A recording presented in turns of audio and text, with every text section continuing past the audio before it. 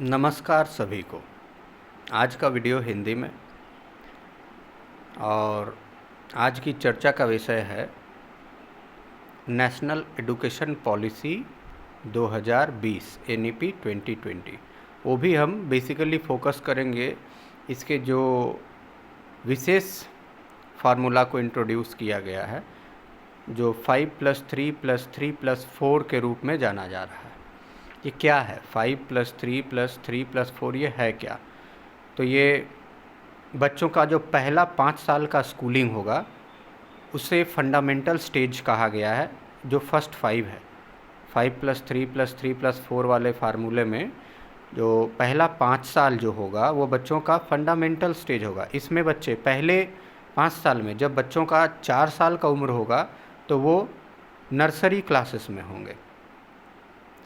फिर जब बच्चे 5 साल के हो जाएंगे तो एक क्लास प्रमोट होकर के लोअर केजी में जाएंगे।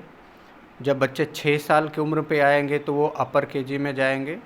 7 साल की उम्र में वो क्लास 1 और 8 साल की उम्र में क्लास 2। ये था पहला 5 साल 5+3+3+4 वाला फार्मूला में। ये पहला 5 साल था।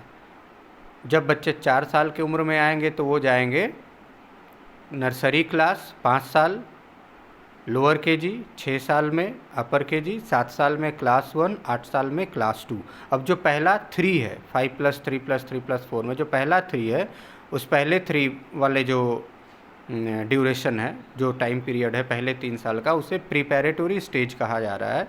प्रिपैरेटरी स्टेज में बच्चे जब 9 साल की उम्र में आ जाएंगे तो 9 साल की उम्र में बच्चे क्लास 3 में आएंगे। 10 साल की उम्र में क्लास 4 और 11 साल की उम्र में क्लास 5। इस तरह से प्राइमरी के जो पूरे क्लासेस हैं वो कंप्लीट हो जाएंगे। अब जो नेक्स्ट जो 3 है, सेकंड वाला जो 3 है, वो एक्चुअली मिडिल स्कूलिंग के लिए है। मिडिल स्कूलिंग क्लास 6, 7, 8 का होगा। यानी कि जब बच्चे 12 साल की उम्र में आ जाएंगे तो वो कक्षा 6 में जाएंगे क्लास 6 में। जब 13 साल की उम्र में तो क्लास 7 में, और जब 14 साल की उम्र में बच्चे आ जाएंगे तो वो क्लास 8 में जाएंगे। और इस प्रकार से 14 साल की उम्र तक में बच्चों का मिडिल स्कूलिंग कंप्लीट हो जाएगा। अब जो लास्ट वाला जो 4 है 5+3+3+4, लास्ट वाला जो 4 है, ये एक्चुअली सेकेंडरी स्टेज है बच्चों का। जब 15 साल की उम्र में आ जाएंगे बच्चे तो वो क्लास 9 में होंगे, और जब बच्चे 16 साल की उम्र में जाएंगे तो वो क्लास 10 में होंगे। 17 साल की उम्र में क्लास 11 और 18 साल की उम्र में क्लास 12। ये पूरा फार्मूला था 5+3+3+4 का। तो अंतिम का जो 4 साल है वो बच्चों का सेकेंडरी स्टेज बोला जाएगा। इसके बाद अभी जो 10वीं कक्षा में क्लास 10 में जो बोर्ड होता है वो ख़त्म हो जाएगा।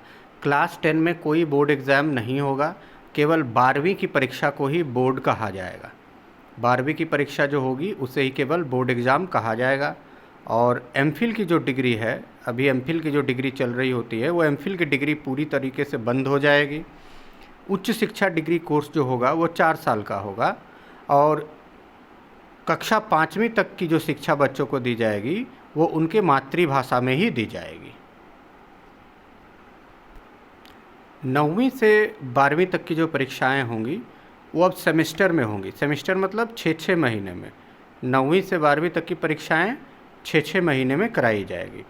अब इसके बाद जब हम और उच्च शिक्षा की बात कर लें तो अभी जो 3 साल का ग्रेजुएशन होता है, उस 3 साल के ग्रेजुएशन में पहले साल में सर्टिफिकेट दिया जाएगा जब पहला साल बच्चा कंप्लीट कर लेगा।